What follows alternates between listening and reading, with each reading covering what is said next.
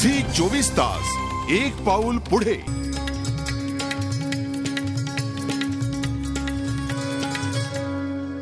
स्पर्धेचा शेवट जवळ आलेला आहे. कोण विजेते आहे याची सगळ्यांची उत्सुकता ताणली गेली आहे. पुढच्या 5 मिनिटात ही नावं जाहीर केली जातील.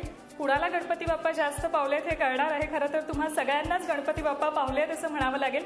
पण झी 24 तासचं मोदक स्पर्धेचे सलग 5वं वर्ष आहे. खूप चांगल्या पद्धतीचा तुम्ही सगळ्यांनी सहभाग नोंदवलेला आहे. त्याशिवाय आम्हाला सहकार्य केलंय परांजपे स्कीम्स, त्यानंतर सुजानिल किमोज लायसेल, Siddhivinayak group, Patel group and companies, Patel Colossus Kalyan, NKGSB cooperative bank, Rajaram Patil दूध संघ, कृष्णा दूध, आनंदी वास्तू ज्योतिष आणि Abhiruchi fun and food village private limited, mall and multiplex. त्याशिवाय फ्रेंड पार्टनर सामना आणि venue partner Tiptop Plaza Thane यांच्या सगळ्यांच्या सहकार्यामुळे ही स्पर्धा जास्त यशस्वी होऊ शकलेली आहे. पुढच्या 5 मिनिटात कोण विजेते आहे ती नावं घोषित होणार आहेत. पण त्याआधी मी या तिन्ही परीक्षकांना विनंती करेन की त्यांनी थोडक्यात आजच्या या स्पर्धेविषयी सांगावं, त्यांचे काय अनुभव आहेत ते सांगावं. रोहित भाई. मला अगदी खूप आनंद होतोय आपण सर्वांना एवढ्या चांगल्या रीतीने इथे हे मोदक बनवताना आणि मोदक जे बनवून आणलेत. आता एक मला असं नक्की वाटलंय की हे जे कुक्स जे आहेत ते रिअली ग्रेट आहे. म्हणजे एकेकाने जे एवढे चांगल्या पद्धतीने एवढे मस्त मस्त मोदक बनवले होते की जे कल्पनेच्या पण बाहेर आहे. नंबर तर फक्त काढायचेच आहेत, पण माझ्या दृष्टीने तुम्ही सगळ्याच विनर्स आहात. आणि इतके इनोव्हेटिव्ह आयडिया, म्हणजे चायनीज मोदक आणि पानवाले मोदक, एवढी व्हरायटी इथे येऊन मला अनुभवायला मिळेल असं मला खरंच वाटलं नव्हतं. कारण की मी जेव्हा इथे आलेले तेव्हा माझी मानसिक हे होतं की हां आता जाऊन गोड गोड मोदक खायचे, त्यातला कुठला बेस्ट आहे ते सांगायचं. पण एवढी व्हरायटी आणि एवढ्या क्रिएटिव्ह आहात तुम्ही सगळ्या की काय सांगू. म्हणजे अमेझिंग.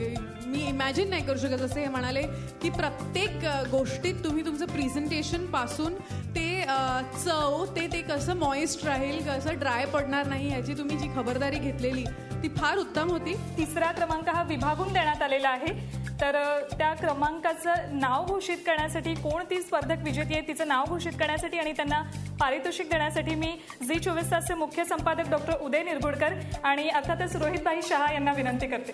स्पर्धक क्रमांक 7 अश्विनी कारखेले.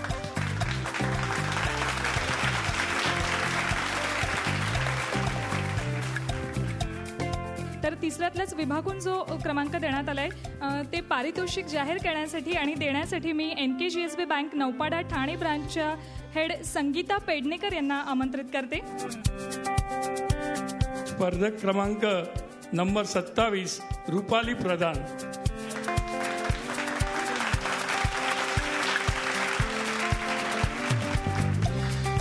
आता 2रा क्रमांक कोणाला मिळाला याची उत्सुकता आहे. तर ते नाव जाहीर करण्यासाठी आणि 2ऱ्या क्रमांकाचं पारितोषिक देण्यासाठी मी वृंदाताईला विनंती करेन. आणि द्वितीय पारितोषिक आहे स्पर्धक क्रमांक 4 हेमलता बटाले.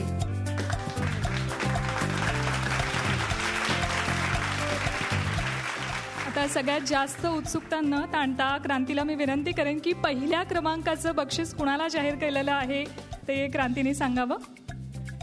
हे असं एका महिलेला गेलेलं आहे बक्षीस जिचं प्रेझेंटेशन उत्तम, टेस्ट उत्तम, मोदक उत्तम, जिचा नंबरही उत्तम होता, जो होता 1, आणि त्यांचा आता नंबर आलेला आहे तो पण 1. ललिता गोगरे असं त्यांचं नाव आहे. कॉंग्रॅच्युलेशन्स, खूप खूप अभिनंदन तुमचं.